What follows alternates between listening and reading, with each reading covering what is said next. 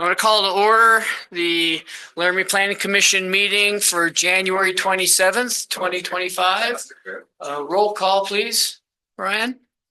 Pacino, Here. Evans, Here.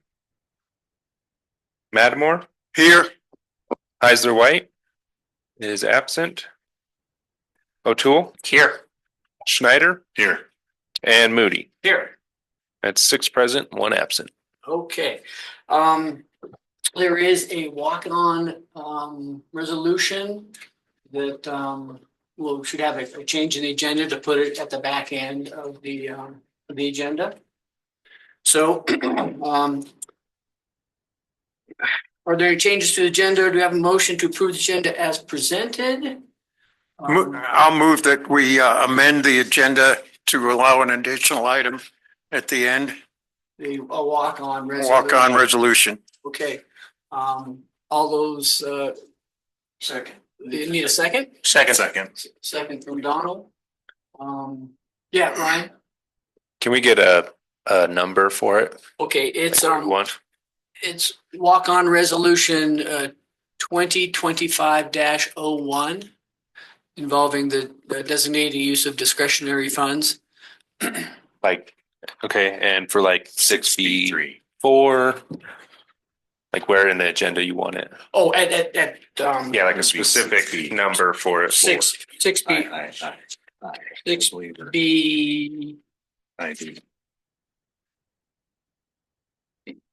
Yeah, 6B4. Okay. All right. A second on that since we added some things. Second. Donald, second. Any discussions? Seeing none, all those in favor of the agenda with the motion to amend, say aye. Aye. All those opposed? None. Okay, agenda as amended passes. The next item is approval of the minutes for the January 13th, 2025 meeting. So moved. So move what? Is there a move to approve the minutes as presented? Yes. A second? Second from John. All those in favor of approving the minutes, say aye. Aye. Aye. All opposed, nay. Okay, minutes approved as presented. Next is citizen comments on non-agenda related topics. No action can be taken. Is there anybody out there that wants to say something? Seeing none, we'll move on to the next item, Planning Commission and staff reports and comments. Derek, Philip.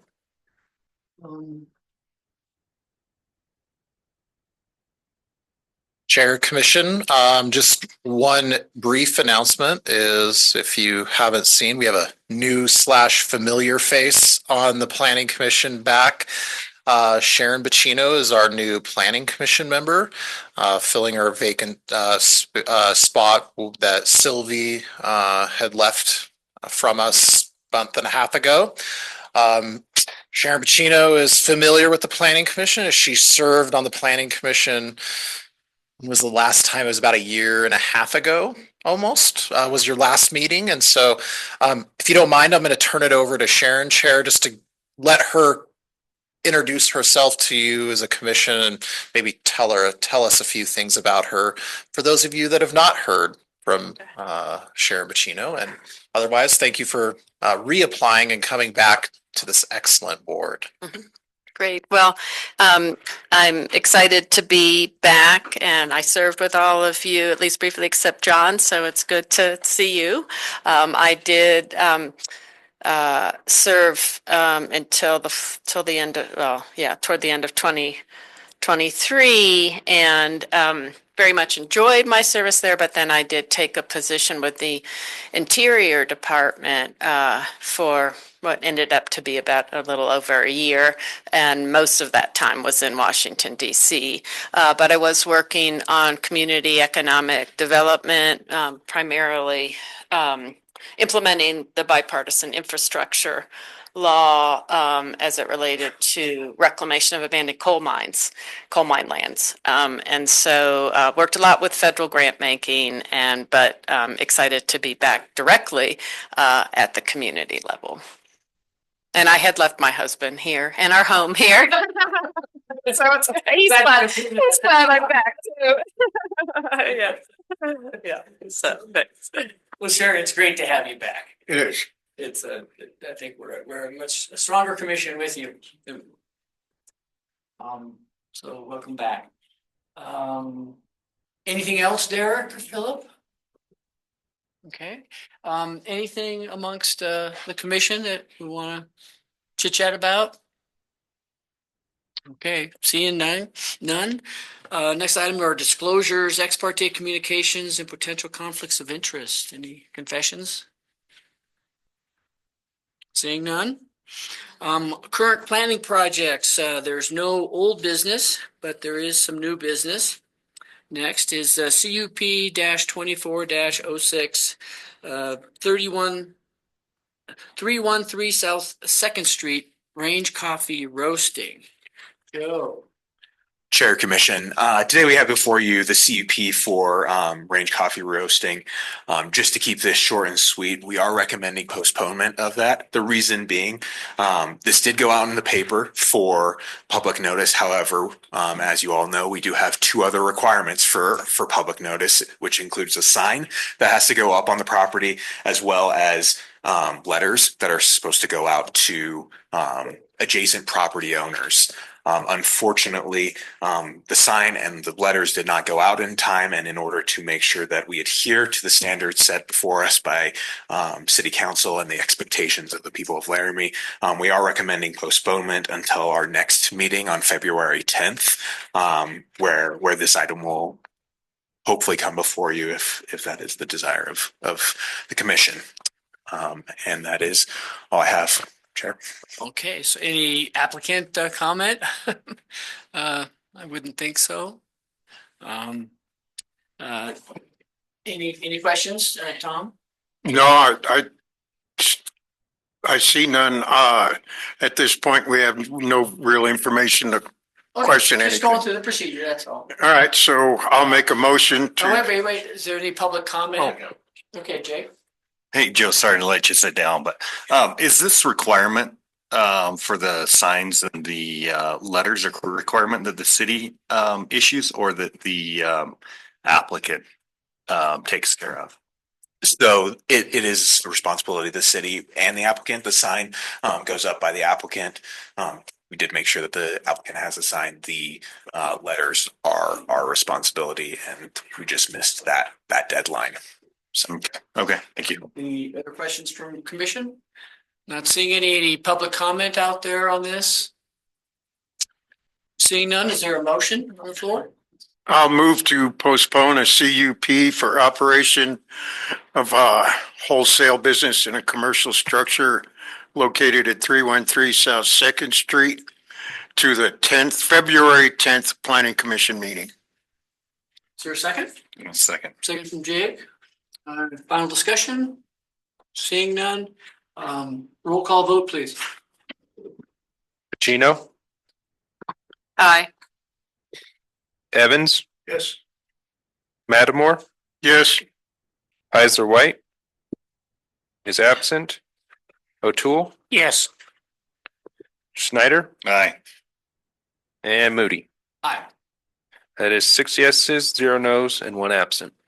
Right, it's postponed until the next meeting. Next item is the 2025 submittal schedule. Emma?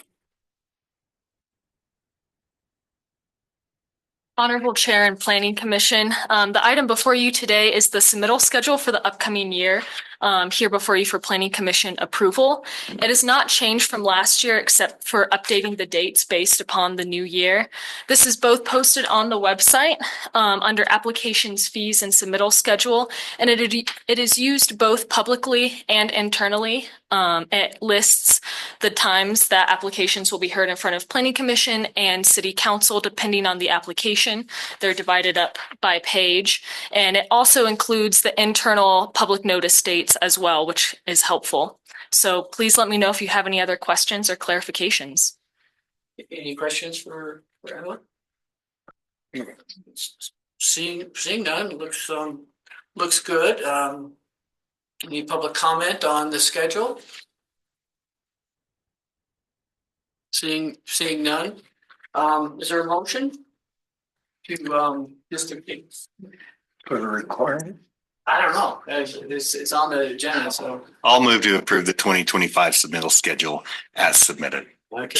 Second. From Tom. All those in favor of, approval, say aye. Aye. Aye. Opposed, say nay. Okay. So the schedule is approved. Next item is TA 24 05 LMC 15.08.040.A Aquifer Protection Overlay APO Zone Update and Laramie Municipal Code 15.08.060.A. Derek.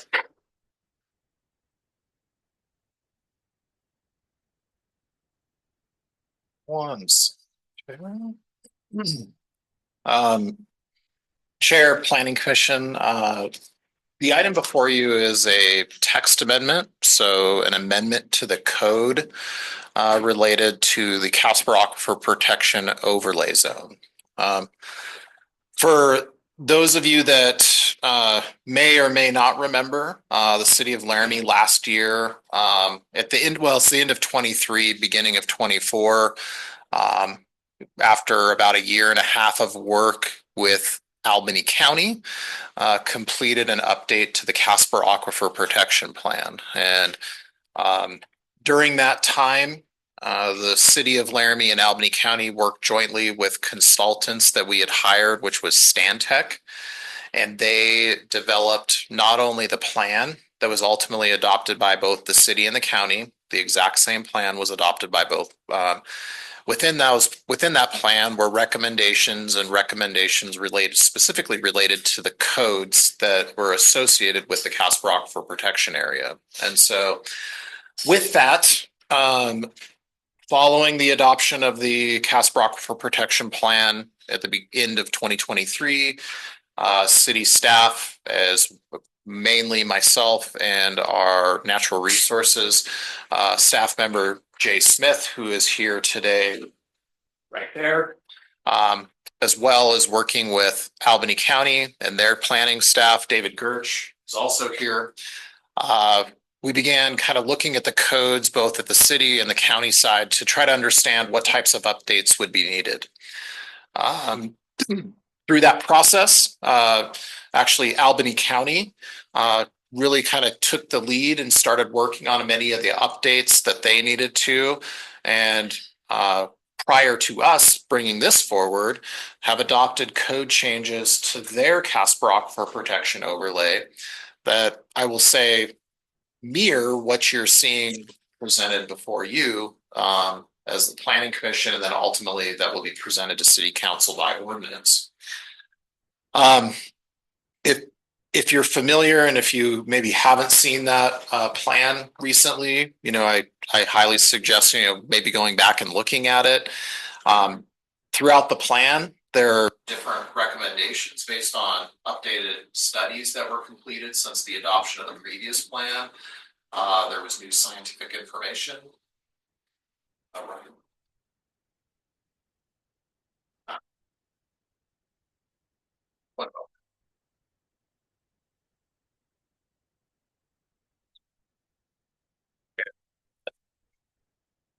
Where I cut out and no one can hear me. So, and it was really distracting.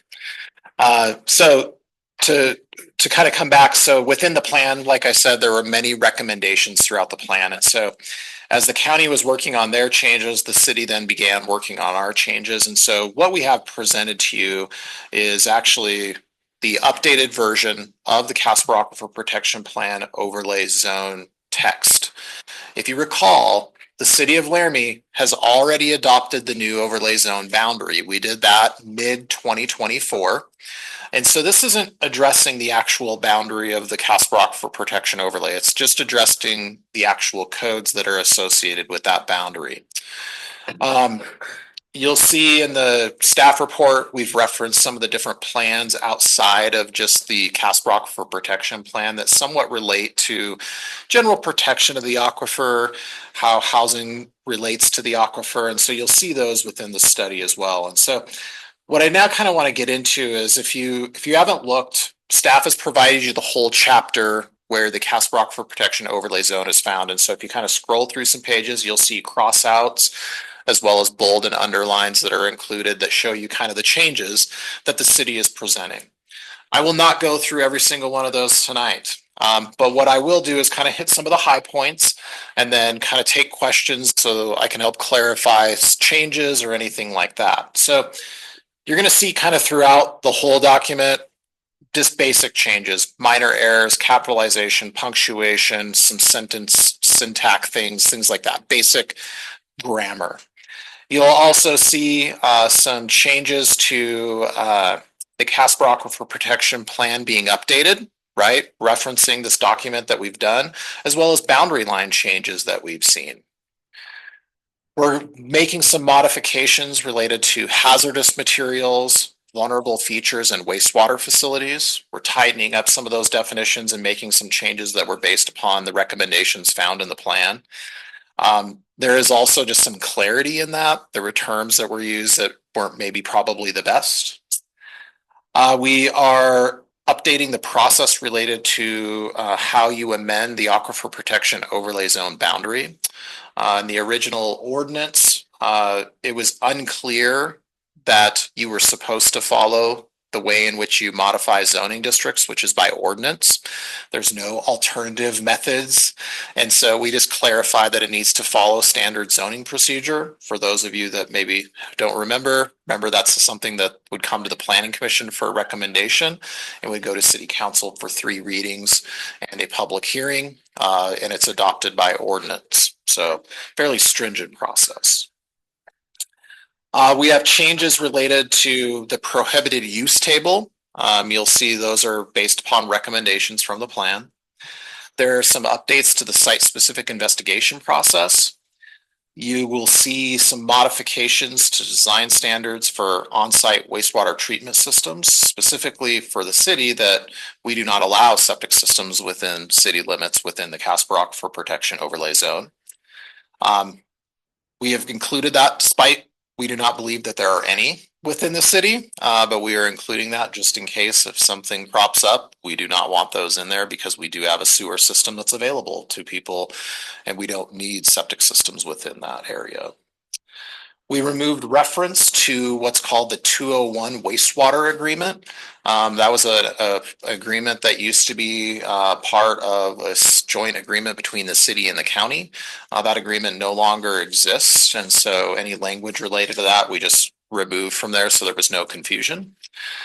We have limited expansion of pre-existing non-conforming uses within the Casper Aquifer Protection Overlay Zone. That was a major recommendation that came out of the plan. We added language requiring registration of wells in the APO. This is in line with our well program that we do have within the city, across the whole city, where we register wells within the city so we know that they exist. And then we are completing just a map update, which so at the very end of the chapter, we just reference where this boundary is. And so we're just simply reflecting and updating that map so it reflects the new boundary. It's not changing the boundary because that's already adopted, like I mentioned, but it's just updating that map that's at the end so that it coincides with what was adopted originally in the middle of 2024. And so with that, I would be open to any questions if you have any specific questions. And I also have, like I said, Jay Smith here. Him and I have kind of worked together to kind of craft what you see before you. Also, if something maybe comes up about the county's process, once again, they've adopted their regulations that mirror this very, very closely, except for changes, what I would call that are differences between city and county specifically, but the substance is not different, I would say. And so with that, though, I'd be happy to take questions. Okay, thank you, Derek. Commissioners, did you find any things that needed to be addressed or corrected or edited? I took out my old Stantec loose leaf binder that had everything in it and tried to go through everything and see where it all went. I got the gist of most of it, and it looks like it's pretty much what we all talked about last year and in the process to develop this. I have just no real questions on it. I just want to say, boy, it's a hell of a lot of work. And I think the county's still, and I said it back then, and I still believe it, the county had the heavy lifting on this one. And hopefully that with the new commission, everything will carry on. That's all I've got. So Derek, so sort of refresh us as to what where the county actually is on this. Have they already, as the commissioners already adopted these, their aquifer protection zone, site-specific investigations, and all the things in the APO zone that you're dealing with, that the city's dealing with? Yes. Yep. Okay. Very good. I have some comments I just want to talk about and then see if you guys are in agreement with it. These are things worth correcting. So on page 31, 3.n, there's borehole was stricken out, and later in the document in 7A borehole was not crossed out, and there were sentences doing the same thing. So I guess I would suggest that borehole not be stricken out in that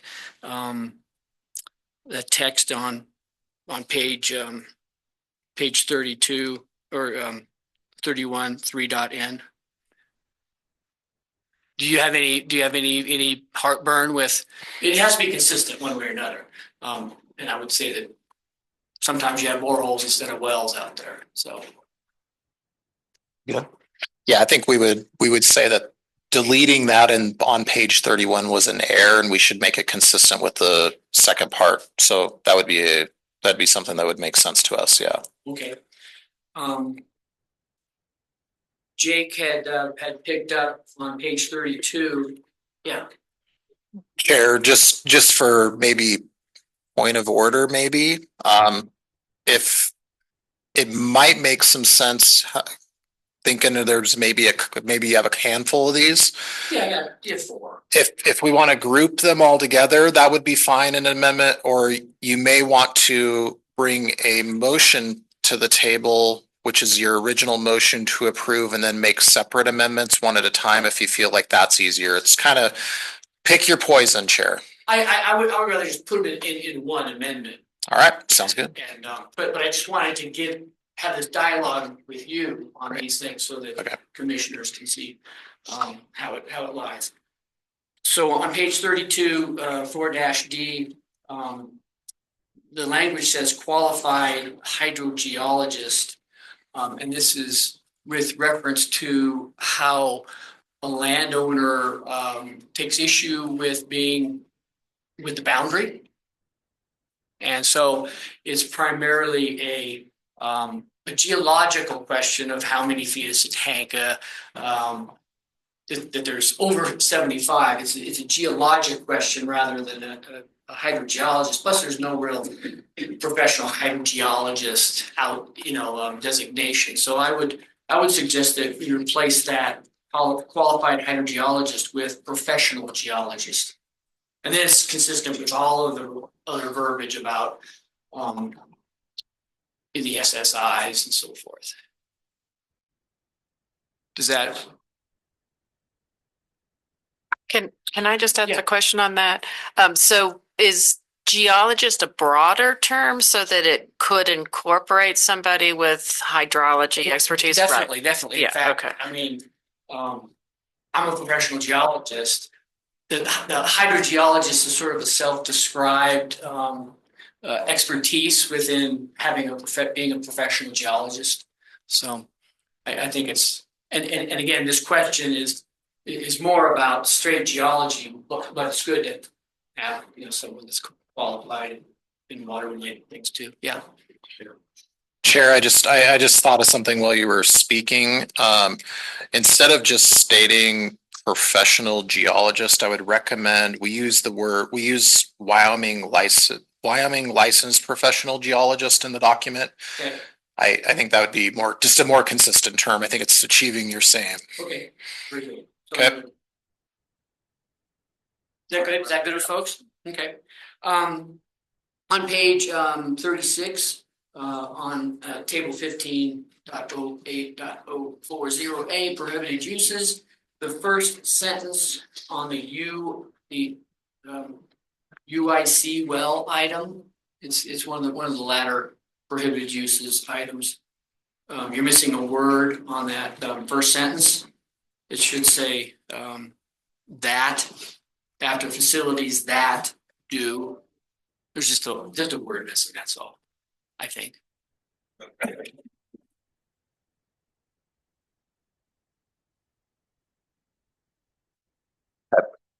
And then on page 40, D.8, which is the end of the site specific requirements, and it's so that the last sentence of that item says items such as floor drains and plumbing schematics and the location of potential contaminants, water storage, and liquid transfer area locations shall be provided. There's an item number 10 in the CAP update that I was wondering if we would want to add that last sentence. There would be an additional sentence at the end of that, which would encompass item 10 on the CAP. It would say, to the extent not prohibited by the table, blah, blah, blah, a list will be provided of potential contaminants and amounts stored, generated, or handled on the subject property. Just tack on that sentence. It expands the idea of what they're going to have on site, how they're storing it, and how they're handling. Like it's a little bit more specific, or you think it's redundant? And you're pulling that language from the plan? From the, yeah. What could you just read? So the plan says it's 10 on the site specific investigation items that need to be done. It says to the extent not prohibited by city and county prohibited activities tables, a list will be provided of potential contaminants and amounts stored, generated, or handled on the subject property.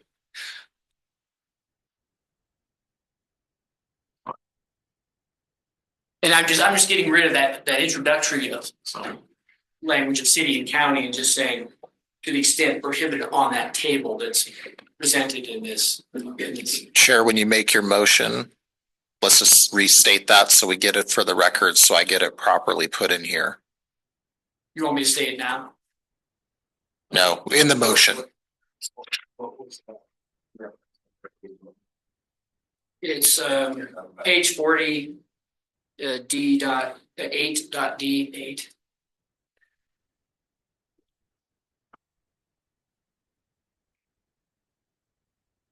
It runs from like 39 to the bottom, or it's like the top of page 40.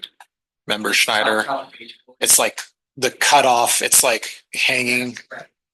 So that's the last sentence. And we're supposed to add that sentence.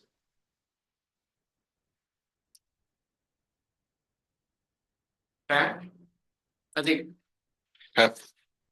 And then finally on item 13,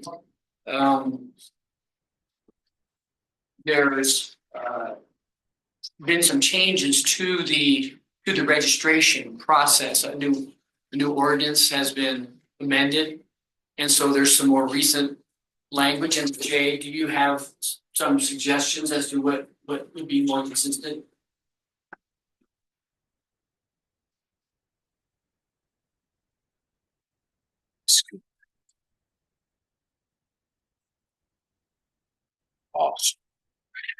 Chair, Planning Commission. I have a proposed amendment for the commission's pleasure, and that would be on page 44, item 13, first paragraph, last sentence. It reads, all wells within the corporate limits of the city of Laramie shall be permitted by the city council in accordance with Laramie Municipal Code 13.04.360. And the proposed amendment that I have is right after shall be, add in registered or, and then take out city council and add city manager. And that is because, as the chair said, the 13.04.360 was amended in December to make those changes. So the ordinance already reads that way. Perfect.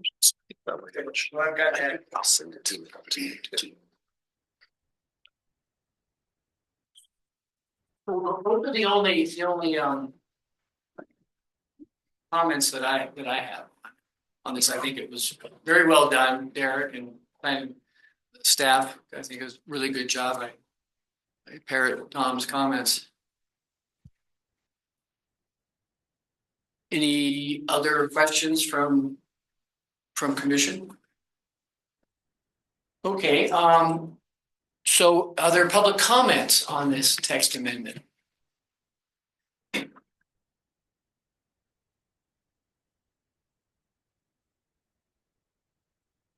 Okay, seeing none.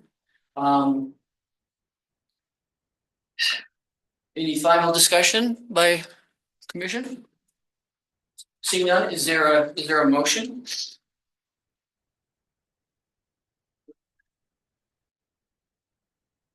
We'll make the motion and then we'll amend. Okay. Yep. All right, I move that we approve TA 24-05. Recommend it. Recommend, not remove, approve, recommend to city council that they approve TA 24-05. Amendments to municipal code. Am I got the right one? No, get down to the end. Oh, okay. No, it says it in the staff recommendation. Oh, here it is. All right, I got it. That first paragraph. All right, move to recommend the city council approve amendments to Laramie Municipal Code 15.08.040.a Aquifer Protection Overlay and Laramie Municipal Code 15.08.060.a updating the Aquifer Protection Overlay text based upon the approved Casper Aquifer Protection Plan update and according to findings of fact and conclusions of law. Is there a second? Well, second. Second from Jake. Any comments from folks? I'd like to, let's see if we can put this amendment. Yeah, like you to take this amendment. And run right through. Yeah, why don't you get the amendment and see if we can get it in verbiage that will make sense. Okay, I make a motion to make some edits and comments or changes to the amendments as presented, and those changes are suggested in section 3.n to remove strikeout of borehole. Item 4.d, replace qualified hydrogeologist with Wyoming licensed professional geologist. On table 15.08.040.a prohibited uses, on the first sentence of the UIC wells item, insert the word that after the words facilities and before do. In section 8.d.8, add the following sentence to the end of this item. Quote, to the extent not prohibited by table 15.08.040.a, a list will be provided of potential contaminants and amounts stored, generated, or handled on the subject property. And on item 13,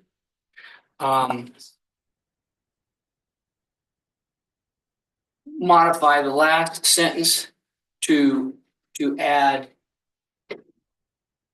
after the word be, add registered or, and that would be before the word permitted, and strike out city council and replace with city manager.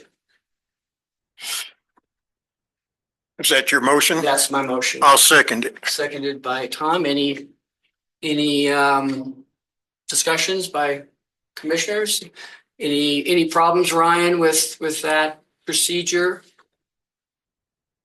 Okay, so roll call vote on the Amendment amendment. to the Yeah, amendment to the amendment. text amendment. Yeah. All those in favor of the amendment, say aye. Aye. Opposed? None? Okay, so we're back on to the main motion that Tom presented to approve. Along with the amendment as just recently approved. Are there any further discussion? Okay, roll call vote then on the motion. Pacino, Aye. Evans, Yes. Matamore, Aye. Heisler White, absent. O'Toole, Yes. Schneider, Aye. Moody. Aye. That is 6 yeses, 0 nos, and 1 absent. Okay, so text amendments approved. So the next item is the walk-on resolution 2025-01 designating use of discretionary funds. Philip. Honorable Chair, members of the commission, I'll raise this up a little bit. Oh, whatever, it's fine. This walk-on item, if you remember, city council allotted between $1,500 and $3,000 to various boards and commissions to enrich the community engagement efforts of the boards and commissions. This board has so far approved monies for some of the outreach efforts we did last summer with the farmers market, public engagement with the tent and some things to make our setup a little bit nicer and more inviting. We still have around, I believe it's 1,800 left of those funds, but this resolution would appropriate, and this is a screaming deal, if I may say so myself, but for $250 to get our whole commission membership into the statewide planning association called WyoPass. So just to give you an idea, I think it's $250 per person for professional staff, but up to 10 of any board or commission could pay $250 to be involved. That includes conference registration. I believe you get a reduced rate, and just being part of that ongoing network of emails and networking opportunities. We find a lot of benefit out of it. I believe some of our planning commissioners have actually attended the WyoPass conference in the past, so that's definitely something to discuss if it comes to that. But that's what this resolution is: $250 towards WyoPass membership for the whole planning commission to just enrich the educational components of planning and networking with other folks in Wyoming doing. Do we get any cool swag? I will planning commissioner speak to that. I like the swag, but I got a pretty cool notebook. Cool. Just for the record, I will say, I don't remember getting any swag, but I found the participation in it very, very valuable. So I would strongly support the use of the money in that way. It does sound like a really good deal. And some of, well, at least one of the conferences happened here, so it was easy to attend. And I found the interaction with other staff and other commissioners around the state very, very valuable. Yeah, Derek. Yeah, Chair Commission too, just as a board member of WildPass. I would note, one of the things we try to do is engage boards and commissions throughout Wyoming. The rural communities struggle and they don't have professional planning staff, and often they're only people to maybe ask a question about or finding out, understanding how a board like yourself approves a plat or a conditional use or takes public comment is not known to them. And so this provides an opportunity, and that's why we make that effort to try to get boards and commissions to join. If you do approve this resolution, we'll take your city emails, we'll apply those to the board or to the WildPass so that you'll start getting emails and information. I encourage you, join the message board. There's lots of robust discussion about planning items across the state. Right now it's heavy on legislation because there's different bills coming through, and so it's understanding how those might affect communities. And then, like Philip said, attending conferences and things will keep you aware of that. So just. Where's the next meeting? We believe the next thing that we may be doing is a brief, online legislative workshop. We're trying to stay apace to what's happening because there's a lot going on right now, and trying to provide just updates to communities on an online option. And then we usually do a spring conference. We did that last time, and the last few times actually in Riverton. It's kind of central to the state. It's a one-day conference. So you just come up, we do the sessions all day, and then we come home. Right now we're looking probably going to be in May or so. And the reason for that is because the American Planning Association is having its national conference in Denver, Colorado. And so many people are attending that just because it's so close and easy to get to. So we'll see that. And then hopefully fall is when we do our larger conference. And that's usually September, October, maybe the first week of November. Just kind of depends on scheduling and what community we're doing it, which we have not picked yet. So. Okay. So the $3,000 that you bumped up the money that the planning commission can use to do public outreach and education and so forth, is that? Well, Honorable Chair, yeah, but the council's appropriated these discretionary funds that any spending needs to come through you all, like through a resolution like this. So with this, I believe we'll have around 1,500 left. At a later time, I think at an upcoming meeting, we can discuss how we want to use that. I think we've been trying to put that on your radar, come up with ideas. We have a few that are in the works, but we could definitely bring those up at even the next meeting during announcements and try to get the ball rolling. Yeah, let's just start keep that fresh in our mind as to what opportunities might be there for getting information out. So what's the procedure to, Do we need to approve this, or is it just something that you put in front of me and I sign it?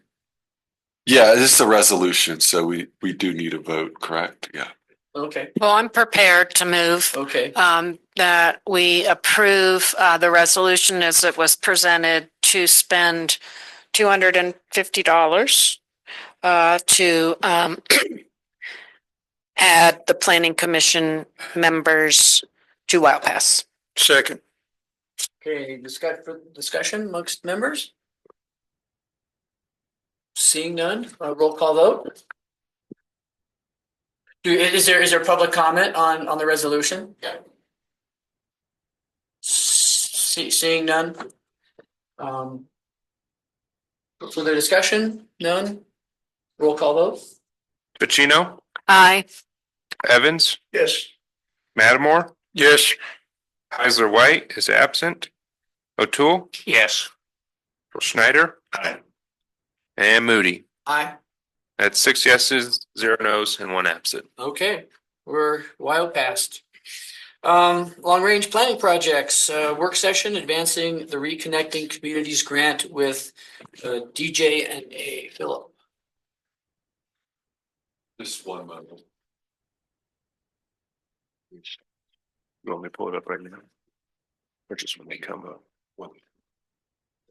Honorable Chair, members of the commission, good evening again. No, you guys, this has been on your radar since about last year when we engaged in West Laramie, West Side communities about this grant opportunity through the Federal Department of Transportation called the Reconnecting Communities Grant Program, RCP for short. And we did a lot of public outreach over there, Linford Farmers Market, Lincoln Community Center, and trying to get the word out about what this grant is all about. And it truly is about addressing transportation barriers that divide communities with the focus on equity, accessibility, and safety.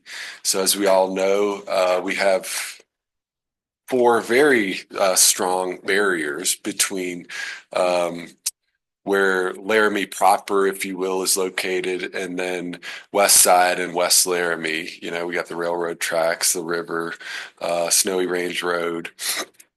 What am I missing? There's so many, right? Interstate. There you go. Luckily, we have the consultants here with us to fill in everything I miss, but yeah, we received a lot of good input from those sessions, and we were able to apply for a grant, and we received funding. And since then, we've started working with DJ&A, the consulting firm out of Lakewood, Colorado. They're here with us this evening. We had a lot of meetings with stakeholders already today, tour of West Laramie and West Side, and starting to identify those barriers a little bit better and start forming conceptual ideas of what recommendations may look like as we start rolling this planning process out. I will say that this program, this is a planning grant, so really this is largely going to be community engagement, and that robust community engagement is going to lead to these recommendations that whether we use those to apply to the Reconnecting Communities Grant Capital Program, which is currently funded through 2026, or other grant programs, or, you know, we put that information in front of city council for consideration of future CIPs and so forth. This is really going to be, I think, a foundational piece of those future asks. So I would keep that in mind as we hear the presentation this evening and are initially engaged in this project.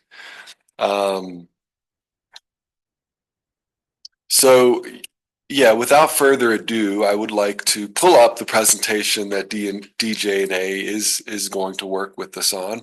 But I just wanted to give a brief introduction of how this all came about, and what we are working towards. But I'll invite Bill or Dayton Bill will come up and take over. Thanks, Philip. The presentation coming up. Good evening, Chair and members of the Commission. My name is Bill Delo with DJ&A. I'm the project manager on the consultant team side. Really excited to present here this evening and share a little bit about the Reconnecting West Laramie project. We have a brief presentation that provides an overview of the study. And then I have a series of questions that I'd like to pose to Chair and Commission. Really, we'd like to hear from you. Your thoughts about this study help guide us as we're starting out this process and moving through this effort. So you can go to the, oh, great. You hit that right arrow. The right arrow, perfect. Okay. So a quick overview of our project and process. There's 5 key objectives that we've put together. It's really to guide our work as we conduct this planning study. As Philip mentioned, we're looking to improve connectivity for all modes between West Laramie, the west side, and Laramie proper, east of the railroad tracks. While the project title focuses on West Laramie, our approach and our proposed solutions will really seek to improve connectivity really throughout the city and through all 3 areas. And we want to make sure that these improved connections are safe and accessible. New and strengthened connections need to be inviting to people to encourage them to be used. And the connections must be usable by people of all ages and all abilities. There are 3 primary barriers. Well, really 4. Philip mentioned 4. Snowy Range Road is in there. Union Pacific Railroad corridor, the river, the Laramie River, and the interstate. They're all, very much, limit where people can cross them. There's limited locations where they can get across by various different modes, whether you're walking, bicycling, or taking your car. And that really impacts the connectivity and really the cohesiveness between these 3 areas within the city. So we'll be looking for ways to improve the existing connections as well as create new connections if that's feasible. The 4th item, community engagement. It's really a focal point of what we're going to be doing in this effort. We really want to hear from the community and residents in all 3 parts of the city to understand what their current needs are and their challenges are that they face as they're trying to connect from one part of the city to another. And later in the presentation, we'll talk about some of the different components that we'll have within the engagement effort to try and engage with the community. And that engagement effort will help to guide our planning efforts, and we've tried to time those engagement activities to really feed into our planning and technical work efforts and developing alternatives, evaluating those alternatives, and developing the recommendations that will come out of this study effort as well.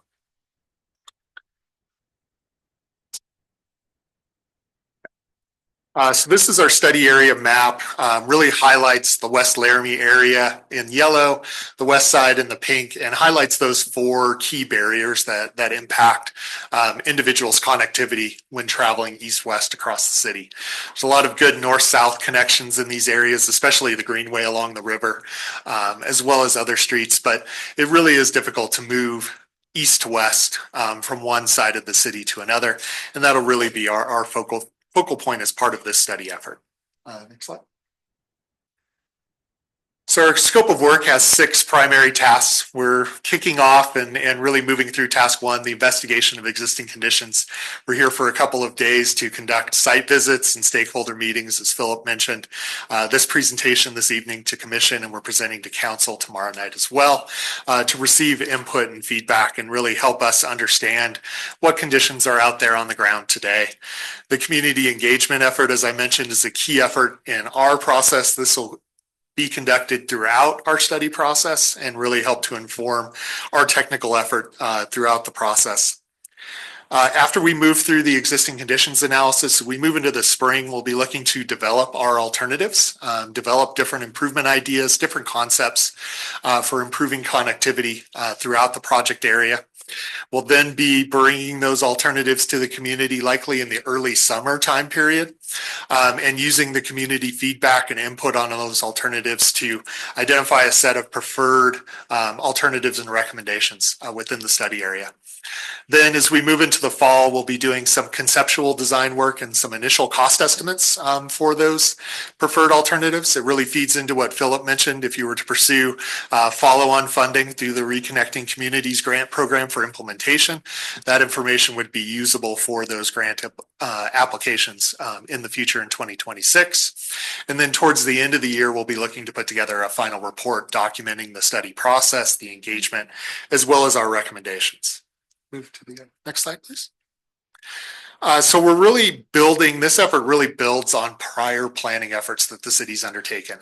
The West Side vision that was completed about a year or 2 ago, understanding what West Side residents would like for their community and their neighborhood. Previous studies of the Snowy Range corridor, understanding connections, the potential for bicycle and pedestrian facilities along that corridor. The Parks and Rec Master Plan, which we met with Parks and Rec Department earlier this afternoon to get their input and initial feedback feedback into our study process. The EPA Brownfields redevelopment plan that was prepared for the west side, Thrive Laramie, the action strategy and the strategies that are developed out of that are key information for us. And then the grant application and the engagement that was done as part of the preparation of the grant application really gives us a great foundation to build on and understand some of the initial needs and challenges that residents are facing as they circulate within this part of the city. Next slide, please. So some of the strategies that we're looking at as part of this study effort, we've really, as we highlighted, there are some really good connections and infrastructure within the project area. The Greenway, the existing footbridge at Garfield Street, Snowy Range Road, they're all great assets that exist within the study area, but they're really not enough or not comprehensive enough to serve all of the mobility and connectivity needs that residents in the west side and West Laramie have. So we want to know from the community, where do they want to go? How do they want to get there? And, what makes these trips easy or difficult today? What's impacting their ability to move? And why do they use the transportation modes that they use today? And why do they not use other modes? And are there certain reasons behind that kind of understanding? If someone walks, why do they like to walk? If they drive, why are they driving? Would they prefer to use another mode? And maybe why do they not do that? And what improvements could we think about and ideas could we come up with to help improve their comfort level with using different modes of transportation? And this input will really help us to shape the alternatives and shape our recommendations as well. Next slide, please. So as I mentioned earlier, we have a 12-month study process, so we'll be continuing throughout the year. We're kicking off here in January. We've highlighted here the different stages of community engagement. There's 3 in total. First here in January is we're meeting with different city departments and stakeholders, commission and council. In March to the April time period in the early spring, we'll be looking to conduct our initial engagement, which is really focused on understanding from the community their needs and challenges. And then as we move into June and early summer, that's when we'll be sharing with them our initial ideas in terms of improvement alternatives and getting their input and feedback, and then using that information to move forward into the development of the concept designs and the final report as well. Next slide. So I'll talk a little bit now, a little bit more about our engagement process and what we're proposing. We're really building on previous efforts that have been implemented and conducted by the city within the project area. The grant application effort, which we mentioned, that was conducted in 2023, the previous feasibility studies for bicycle and pedestrian facilities along Snowy Range Road, as well as the Thrive Laramie and Westside Vision efforts. They really do provide a great foundation for us to understand where the community is coming from, what their key issues are, and what their key concerns are related to mobility and connectivity. Next slide, please. And using that information will be, as I mentioned within the schedule, working through 3 different rounds of engagement. First off is the kickoff, our presentations tonight and tomorrow night. We're working with the University of Wyoming. We'll actually be meeting with them tomorrow. We're going to be utilizing students to be participating as part of our engagement efforts. So they'll be attending the community workshops with us, helping to facilitate and take notes in terms of what the community is saying and providing in terms of input for us.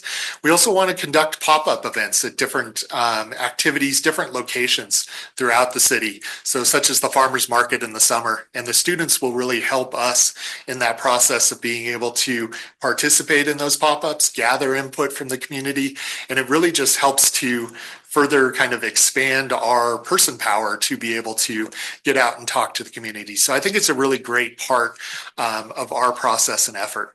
We'll also be developing a project webpage, an online survey, and giving people multiple avenues and kind of pathways to participate and provide input into the process and the planning effort.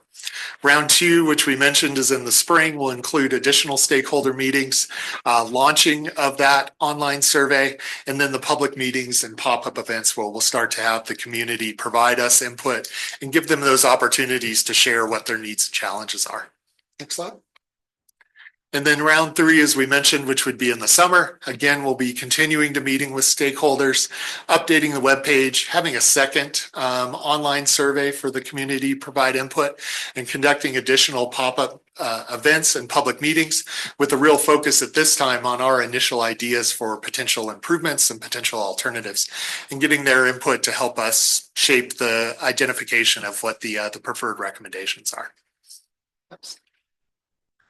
And so that moves us into the questions that we have for you, Chair and Commission. But maybe before I start on those questions, I might just pause and see if you have any questions for me.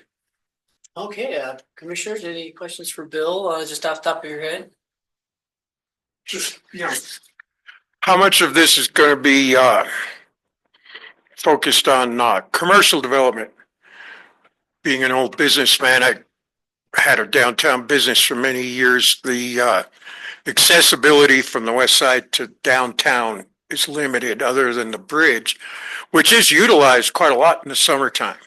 But in the wintertime, it's not utilized at all. And I think a lot of downtown businesses would like to see another way of getting people from the west side to downtown without bringing their cars.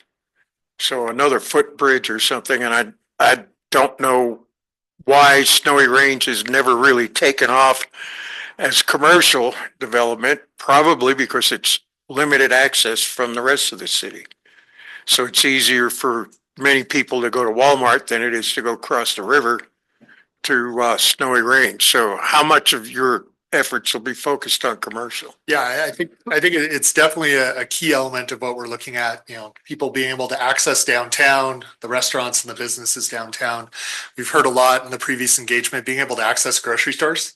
There's no grocery store in the west side or West Laramie, so making those connections so people can take care of their daily needs in those commercial developments. And then also employment. As more employment is starting to appear near kind of in the area around Wyotech and that area along the freeway, allowing people to be able to make that connection from the east part of the city over to those employment areas on the west side is really important. So increasing access, increasing opportunity to access commercial development, it's a key element of what we're going to be looking at in terms of all the different reasons why people are traveling from one side of the city to the other. All right. Tom? Will you be talking to the folks in Union Pacific? We will be. One team member, part of our team firm is Zephyr Rail, who I've worked with on several studies in the past. They've worked with Union Pacific for about 20 to 25 years doing design projects for Union Pacific across the country. And so they have a really good relationship with the Union Pacific, and they're really going to be our conduit to starting those conversations with Union Pacific. As part of the planning effort, there's kind of limited conversations we can have at this point, but the benefit of having Zephyr Rail as part of our team is we're able to know who to talk to and be able to at least start those conversations with Union Pacific and get an initial kind of understanding of where their concerns may be with what we might propose. Well, I'm happy to hear that because, and this is just the scuttlebutt I hear. I've lived in town for 34 years, and that is that Union Pacific, because they were essentially here first, and they're a pretty powerful dog, they're in a position to do some beneficial stuff for the city. For example, they have a lot of land, and we have a parking problem downtown. And it would be nice to explore with them if they would be willing to help some of those problems. They have the land. Anyone else? Do you have any interaction with the Wyoming Highway Department, especially as it pertains to traffic flow rates and studies? Because it seems that there's a high rate of flow going east to west. Mm-hmm. Yeah, so we've been working to collect their YDOT's data in terms of traffic volumes. So we have an understanding of those along Interstate 80, along Snowy Range Road, along the other YDOT controlled facilities.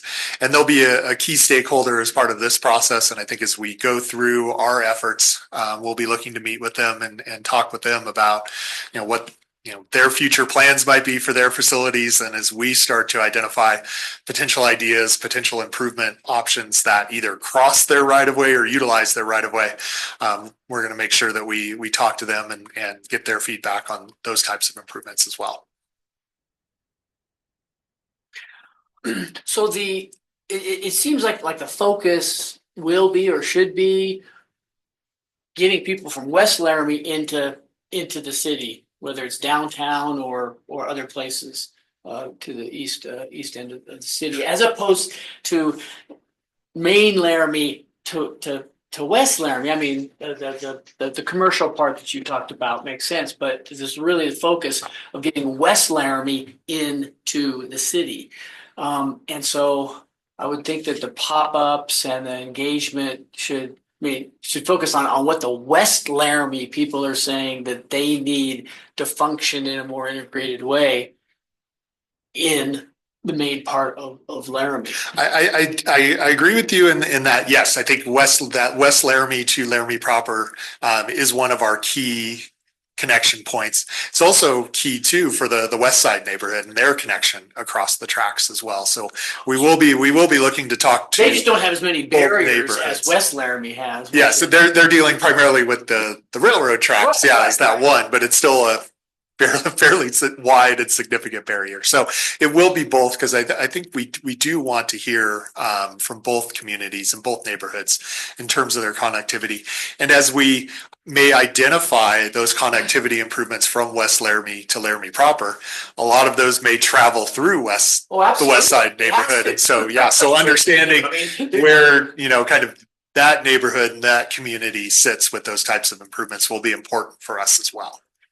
Yeah, I'm really interested as to what the city council members that are in that West Laramie ward, which I guess there's like 6, or what tomorrow's discussion of the people that are the council members that are representing West Laramie, what they have a sense of what the boots on the ground in West Laramie is, would residents would like to see in that connectivity. And I just, it just from a gut level, it seems like it would be, finding transportation that's all season, not just walking and biking in the 3 or 4 months of summer that it makes sense.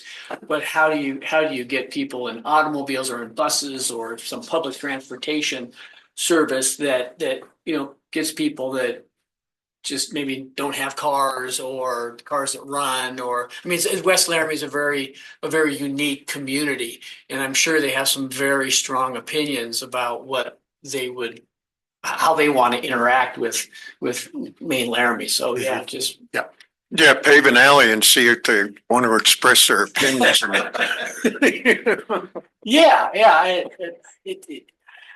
It just seems you don't really have that many options, but then, I'm pretty close-minded. God, what can you work with? I'm really curious what other corridors other than Snowy Range Road and the footbridge and buses that are stopping in West Laramie and taking people into downtown Laramie, every 2 or 3 hours. Mm-hmm. Yeah, and I think the transit side of that transit connection and the potential for transit service, whether it's something that's a fixed route that maybe runs every hour, every 2 hours, that's an option that we'll look at. Another option could be more of an on-demand type transit service where people are able to call and schedule a ride, or be able to access and book a ride, through their phone or whatever it may be, is another option as well. A few other things that we've started to brainstorm with the city staff already. There's a design project underway for a connection as Madison Avenue connects under the interstate. There's that existing overpass there. So there's obviously that connection. And if that's in design and then ultimately going into construction, how do we build on that and make other connections there? Could we maybe use something along the interstate within YDOT's right of way is another option that we're going to look at and evaluate. So while there's limited locations to get across the interstate and the river and UP, there's enough potentials out there that we can look at, and then from those points really use those connectors to then spread out connect the larger communities, both in the west side and West Laramie. So I think as we kind of peel back the layers and look at things and definitely talk with the community and kind of understand where they want to go and how, that'll help hopefully reveal some ideas and more concepts for how we make that connectivity work for them. Thanks. Don? This is going to sound kind of foo-foo la la bedwetting stuff, and I know you won't be addressing aesthetics, but as someone who came to this city from a city that's more than 1,000 years old, it's always struck me that Laramie is very utilitarian in approach. There's not a lot of modern, beautiful stuff in this city. I mean, if you take the bridge across the footbridge across the Union Pacific line, it works. It's very functional. It's not very beautiful. So don't forget aesthetics. We're kind of short on aesthetics in this town, partly because the town is not particularly wealthy. The community is not that wealthy, but it'd be nice to see a plug for some beauty in making some of these changes. So UP would be the big player as to how to modify that footbridge, Modifying it, make right, it wider and right. put some flowers on it for Donald. Make it a beautiful structure. I mean, there's a nice way. It's actually kind of a dangerous footbridge because it's got that right angle and you've got cyclists on it. And I'm amazed nobody's actually been killed on that bridge. But putting a couple of curves in doesn't hurt. So I'd be interested in here. I do have a question, but I'd be interested in hearing your questions because it may be related to one of your questions, and I'm curious what your Did you? Yeah, some could more. you just share your Yeah, list so of our questions? first question is just kind of a general, from the commission, what connectivity or accessibility needs have you observed as maybe you've traveled over on West Laramie or to the west side, or from residents living in these areas? I think we have a fairly good beginner understanding of these, but we'd certainly love to hear maybe what you've heard, what you've experienced, or what you've heard from residents. Well, and this does relate to the point that I just wanted to put out there, which is I liked what you said about the connections both ways, because I think it's important actually to frame it as the public outreach is done as improving the connection of improving the connections in the community overall, so that we're a more integrated community. And there's a unique identity to West Side, and then I guess kind of to West Laramie. But I think it's fair to say that a potential goal of the grant, and I think we get more engagement and excitement if it's seen as an effort that's benefiting the whole community because it's uniting it. And so the point about bringing people from the east to where some jobs are is equally important. And I think transit's important, but where my mind was going is the possibilities that doing more to expand the bike path and the connectivity there. I mean, it's great what we have, but I think there are some possibilities for connections if you think more broadly about beyond just the obvious ones that exist now, but you could potentially connect, like when you ask where do people want to go, well, I would put the rec center as one place, and we don't necessarily have to drive there if we made it and we included kind of being able to access it from the way other side of the city on some kind of bike path, because then you can include that in part of your workout. I mean, it becomes a challenge in the winter, but you could even think about whether, depending on how much snow regularly happens, people could use their skis on the same path, right? So anyway, those are my thoughts on that question. Do you have any thoughts of including weather-related transportation difficulties like snow? Yeah, absolutely. Certainly it is a challenge for active transportation modes when you have the snow, and it does require at a local agency level maintenance of those facilities and pathways. So plowing those facilities, which I know that talking with the Parks and Rec department, a lot of that does happen currently. The city does take on that responsibility of plowing pathways and the footbridge as well. So there is that maintenance side. It really becomes a key element is maintaining those facilities and keeping them clear. And it is, something that's done, in quite a few cold climates and areas that get quite a bit of snow. So it's really focused on that maintenance side. It's also an option, as the other commissioner mentioned, that you can have facilities that maybe you do leave the snow there and they're available for other uses, such as cross-country skiing or fat tire biking and so forth. So there are different ways that you can approach the facilities to have them be year-round facilities and usable to be year-round, whether that's through maintenance and keeping them clear, or just in terms of how they're maintained and utilized and open for different modes and different ways for people to be able to get around. Mm-hmm. So the next question that we had was kind of in a similar vein of what makes it difficult to travel between the west side and West Laramie and Laramie proper. Pretty obvious. Yeah, it's really uncomfortable for the most part. I mean, if you want to use the interstate, you zip on for the short section from Snowy Range to 3rd Street and just hope that you don't get whacked by a merging truck. I mean, that's the fastest way in, sort of, as opposed to the now more circuitous path going further to the north. And it is kind of unfriendly riding your bike from West Laramie to the bridge that goes over the river. It's just a kind of a nasty, wide and cars zipping by. It's that can be improved for sure, but it's just it's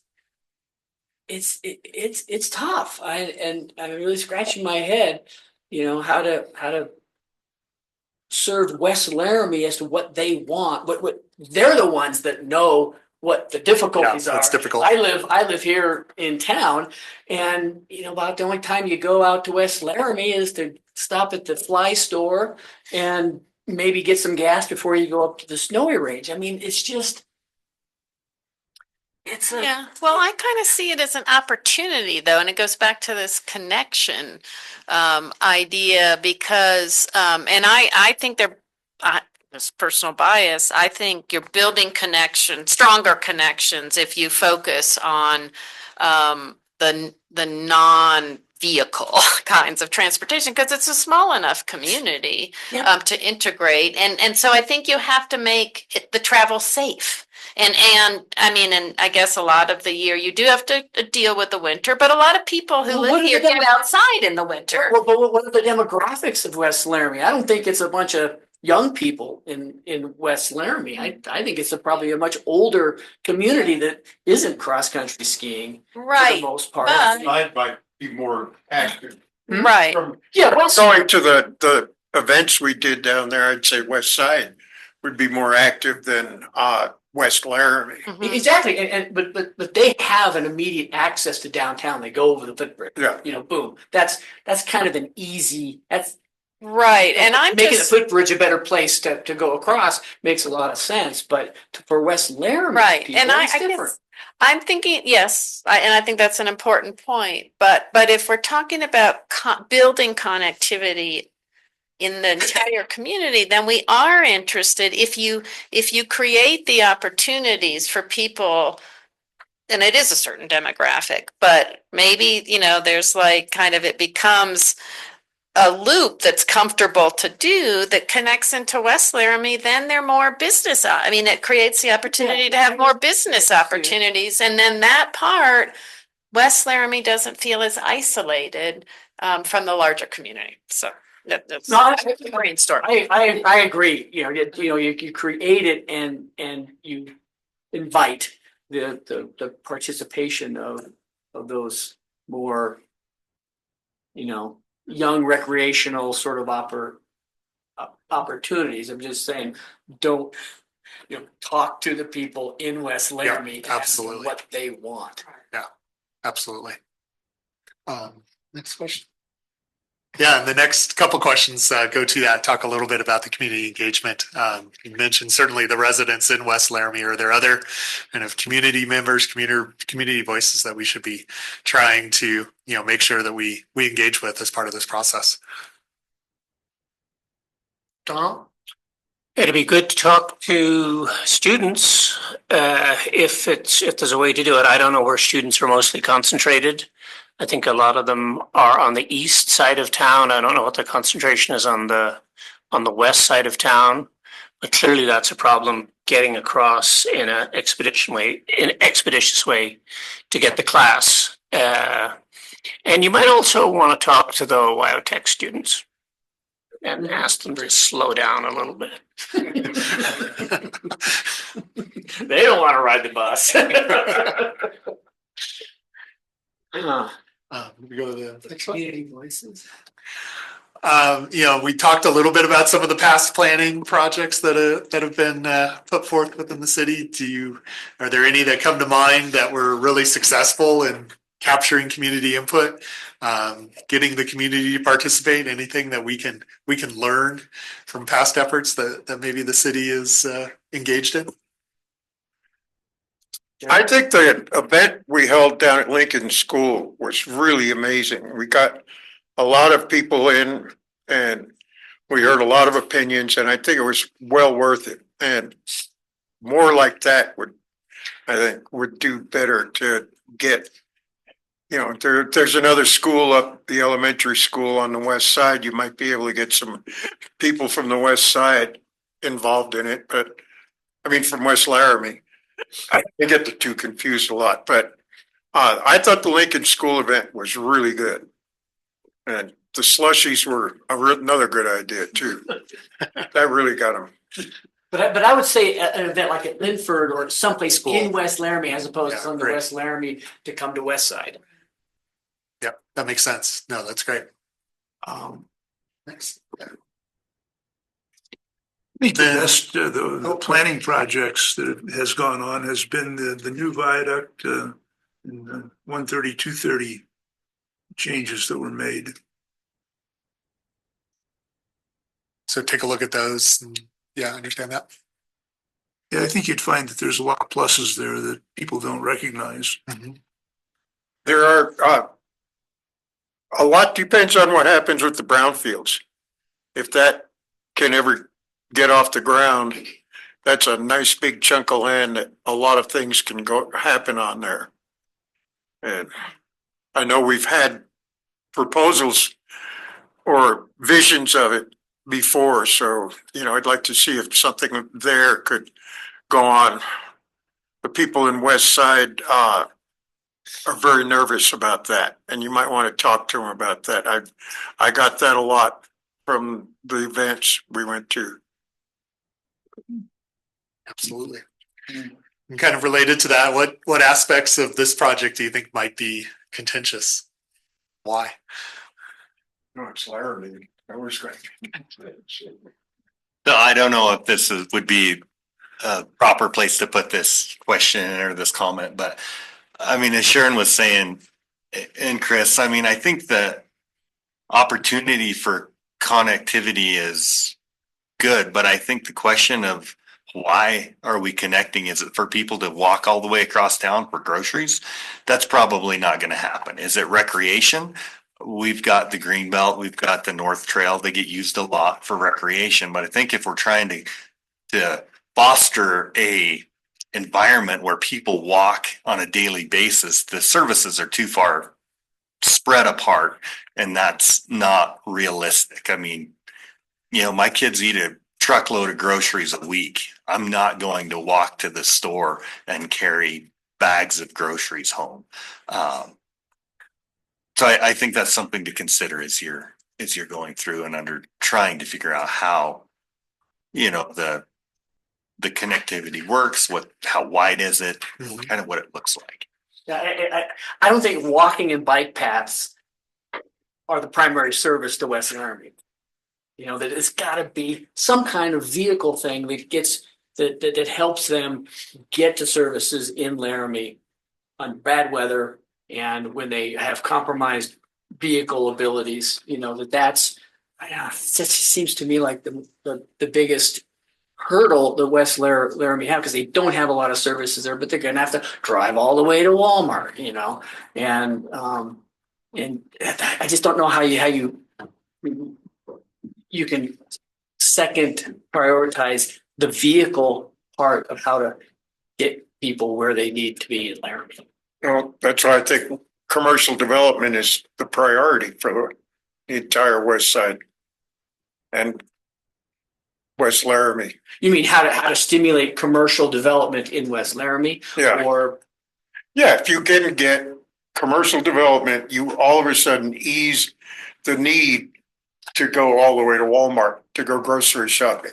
Then you can build a community on that side of the tracks that walks to the grocery store and can get, somewhere where they need to go, get a doctor out there, a dentist or something. But all your services in Laramie are on this side of the railroad tracks. I mean, I don't think there's any doctors out there. There's a couple of laboratories and some warehouses, but there's also not a lot of employment out there. All there are gas stations. I mean, in fact, and a couple ski shop or something. I mean, there just really isn't much there anymore. I've been here 35 years, and West Laramie hasn't changed other than a gas station. In fact, I think the commercial stuff has declined. Mm-hmm. And so they have a real need. They have at the moment, without developing the commercial and turning it into a more sustainable, integrated community right there on their side of the freeway. But I would think when you talk to them, they're going to say, "How the heck do I get to Walmart when it's snowing to buy my groceries?" Right. And if I could just jump in real quick, Honorable Chair, I think, when we're looking at businesses over in current businesses that are in West Laramie right now, we drove down to kind of the trailhead there on Industry Drive, where Tri-Hydro is, where Yambana is, where there are some other developable parcels there for some few plenty is there.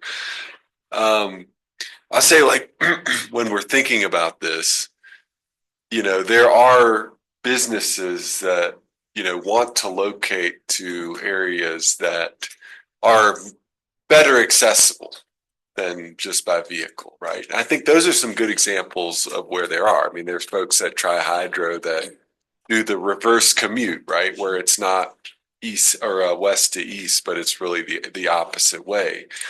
So I think that's kind of an example. And what comes first, right? The chicken or the egg with the commercial development or the accessibility piece. It is a fine line, I think.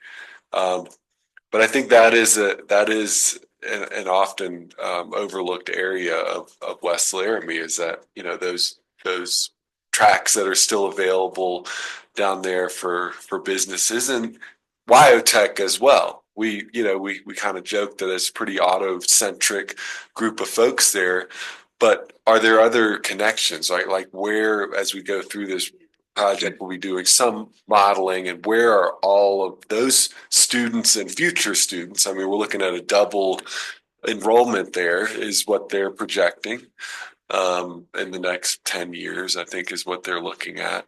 I mean, where do all those people live? Are they all going to be in West Laramie? Well, I mean, where will all that future growth go? So I would bring up that example of Industry Drive as kind of something that could come out of this process, is another area that's better connected in a way that is currently not.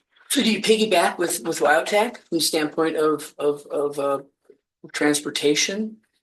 That there's some some cooperative thing, or WildTech can serve a little bit more of the West Laramie community if there's some sort of a bus to WildTech or something that the WildTech would be very active in this process. Absolutely, yeah.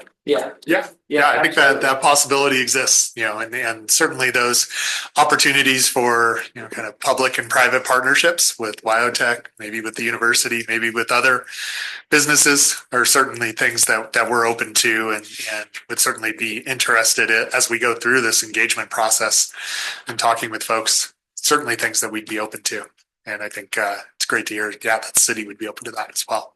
And I guess as I think about this question, what types of solutions would you like to see evaluated? And building off of what Philip was saying, I would propose that there's a spectrum of solutions that should be considered. And one at one end is a more narrow solution, which is addressing the needs of the residents, say in West Laramie, where it's a bigger issue than West Side. I mean, but it's and so but then I think you also want to at least be considering at the other end of the spectrum, the more comprehensive solution, which views West Laramie as part of the integrated whole, as opposed to something separate. Right now, it's got a limited type of businesses because it's the types of businesses that make sense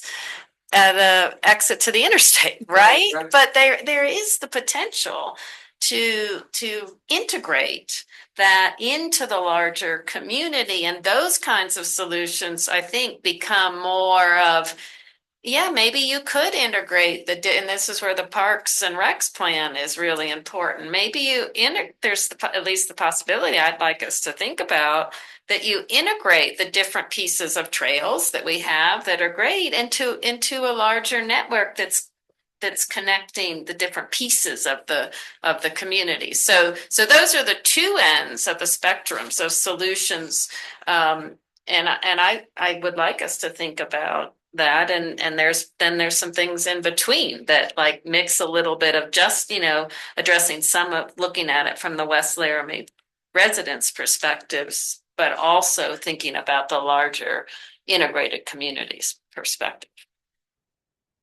Yeah, no, that's great. One of the things we've talked about is, we see where this going is it's going to be this combination of practical and more aspirational ideas. But speaking of practical, that was the other thing I wanted to bring up was one of the things you had on your slides as steps was the concept, design, and costs. Mm-hmm. And I recognize that this is a planning exercise, but I feel like a lot of times things, and it takes an effort, and it's really important to do that visioning and the planning, but I think it can help people engage in it if they know that there's a real possibility that it's going to become something concrete. And so what I would ask you is, as you do the concept, design, and cost, can you, and it may be from other work you've done elsewhere, but can you provide some research that identifies some of the potential sources of funding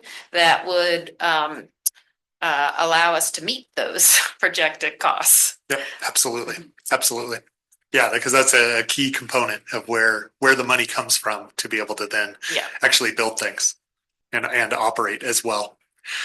So the last question that I just had was, is if there's anything else that we should know as we embark in this study process. You haven't heard the territorial park mentioned. Is there anything that you can use from that facility? Because it's sort of an intermediate location between West Side and it is there in the middle, and we actually toured the park earlier this afternoon and had that opportunity and talk with the superintendent. So certainly the project that the city's in design right now, that connection with the trail would travel through the park, and I think there's at least openness to continue the conversation with the territorial park about other opportunities to maybe make connections along the edge or going through that property as well. So I think it is an area that we will be looking at And I think we'll be examining, ways can we make connections either through their property or along the edges of their property. Got a big old parking lot. And potentially use that parking lot. One of the things they actually mentioned as well was when they have tour groups coming and tour the facility, those people express an interest in being able to get to downtown and go to lunch.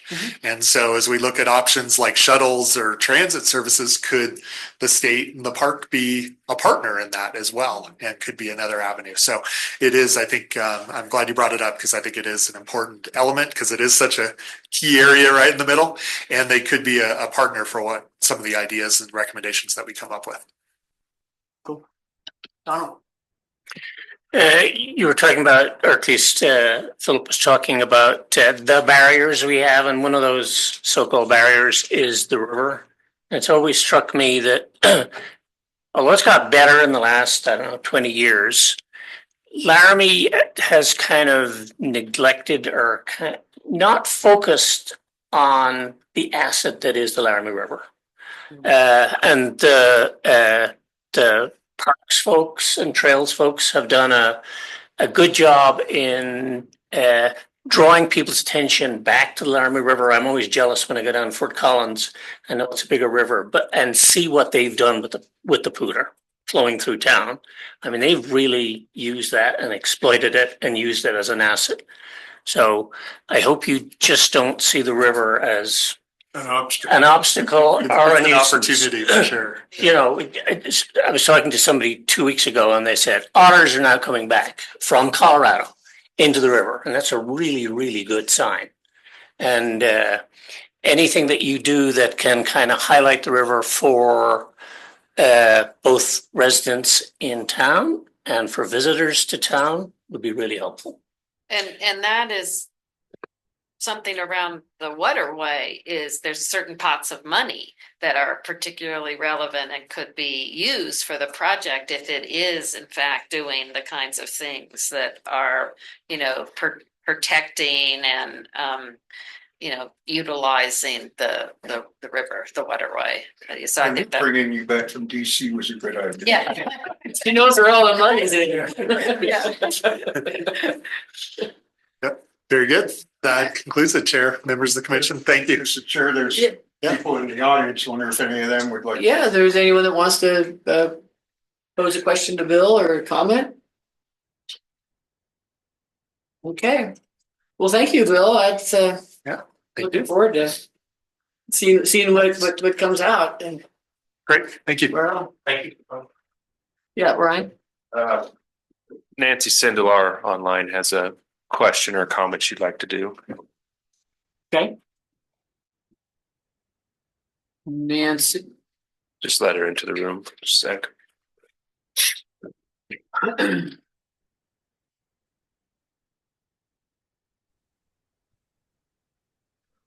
Yeah, City Council talked just last Tuesday about possibly paving and improving the old railroad tracks underneath the interstate.